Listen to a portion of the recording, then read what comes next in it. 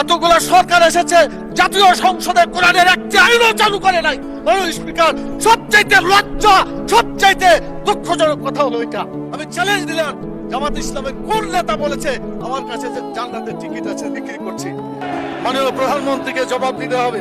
বাংলাদেশে কেন নামাজ চালু করা হলো না? চাঁদাবাজ কোন দলের সদস্য হতে পারে না।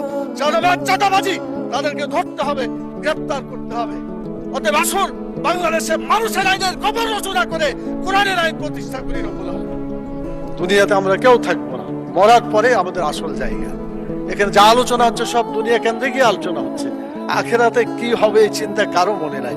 আল্লাহ তাআলা সূরা আল ইমরানের 185 নম্বর আয়াতে বলেছেন, ফামান যুহজিহা আনিন নার ওয়া উদখিলাল জান্নাত ফাকাদ ফাজ।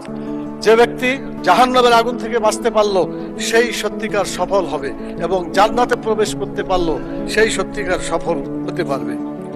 মাননীয় স্পিকার, সংসদ লবিতে ঢোকার সময় আল্লাহর প্রতি পূর্ণ আস্থা এবং ঈমান, এটা দেখার পরে মনে হয় যে আল্লাহর প্রতি যদি ঈমান থাকে তাহলে তো আমাদের আইনের উৎস আল কোরআন।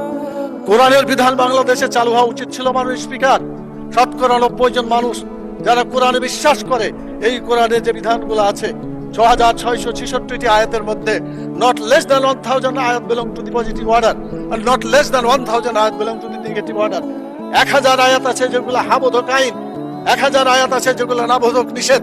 কোরআনের এই 1000 পজিটিভ এবং 1000 নেগেটিভ আয়াতগুলা বাংলাদেশে কায়েম করতে হবে, এটা আমাদের দাবি। মাননীয় স্পিকার,